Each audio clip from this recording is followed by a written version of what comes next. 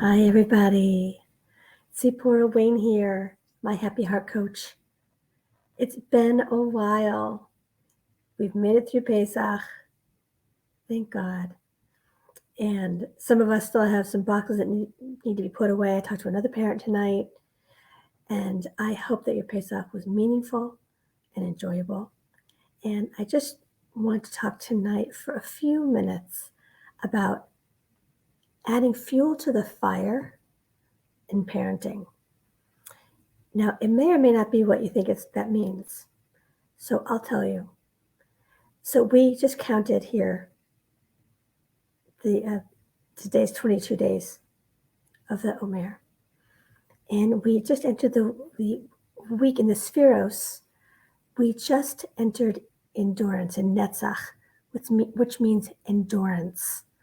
And doesn't parenting require long-term endurance? If nothing else. And people say, oh, you have such endurance during the marathon, running long distance. Yes, and you do. But I can't think of another job that requires more endurance. And what's so beautiful, and I often love to reference sources of inspiration for me.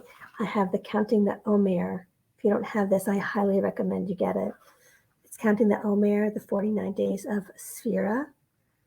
And it's 49 steps to personal refinement according to Jewish tradition by Rabbi Simon Jacobson and designed by Ray Shagalov.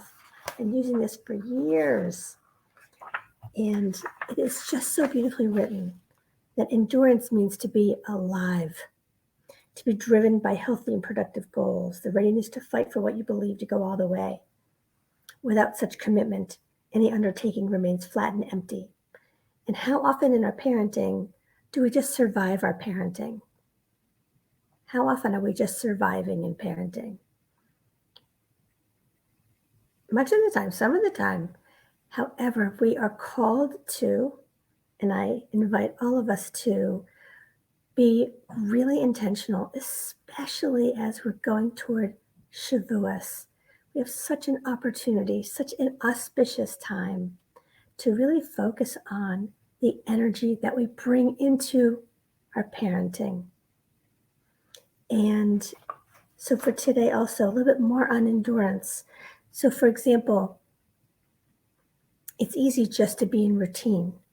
It's easy to just, okay, this has to go, to live in survival. And however, the challenge is to really add fuel. We want to add our own internal fuel, our ratzon, our will, and our focus into our parenting to make it intentional and mind as much as possible. As much as possible. And I want to read, this is also beautiful. This is for today.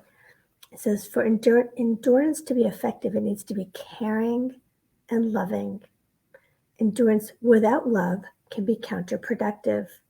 Raw endurance can come across as harsh and aggressive, which undermines the cooperation of others. For endurance to be successful, it needs to be a loving and caring attitude. It requires patience. Patience with whom? Patience with ourselves, patience with our children, patience with our spouse or co-parent. And I want to jump into also and share that we are in the heart of the Gearing Up for Greatness 6-week program that I am facilitating. And it is just so special. The group of people that have come together are so wonderful. And here's what we talked about.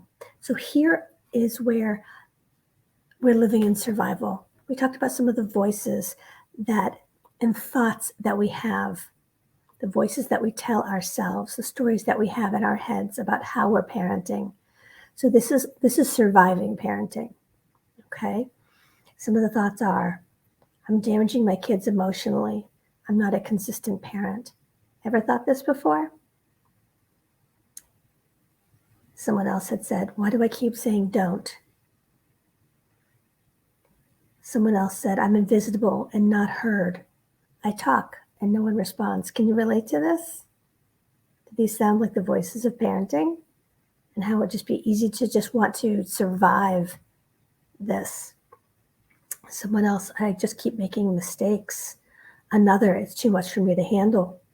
Another, I'm not keeping up and meeting their needs. I'm overwhelmed, overreacting, and underperforming.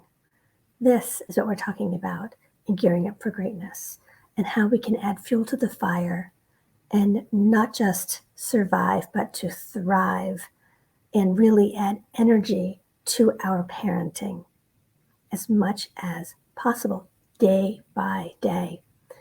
We also talked about how, and I invite you to do the same. So, what are the higher thoughts that we can have that can, God willing, over time replace these negative, critical voices inside our head? Those thoughts is you've chosen to be the exact place for the specific child to land. So beautiful.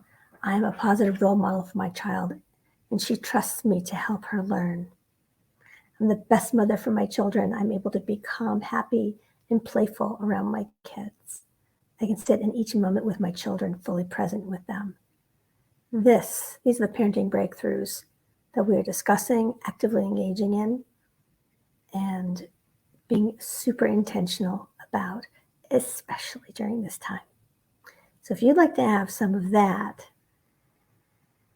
sign up for a connection call. Let's see where we can get to. And another one that's so beautiful, I choose to accept Hashem's help. I choose to succeed. These are parents who, I'm guessing much like yourself, who don't just want to survive, they're in parenting. They want to thrive. They want to add fuel, positive energy to their parenting. So that's what I'm all about. And I do the same. And I'm far from perfect. And I'm so thankful to be teaching the Nurtured Heart approach and a certified trainer. Some of you know I was a high school guidance counselor for 9 years in public schools, worked with kids most of my life. I'm so thankful, and I'm constantly learning and growing and seeing, oh, that worked, or oh, that didn't work, and how I can thrive in my connection with children and also within myself and the voices and the thoughts I have within myself. So I just want to leave you with wishing you a beautiful Shabbos, and here's to growing and sharing your happy heart. Let me know if you have any questions. Have a great Shabbos.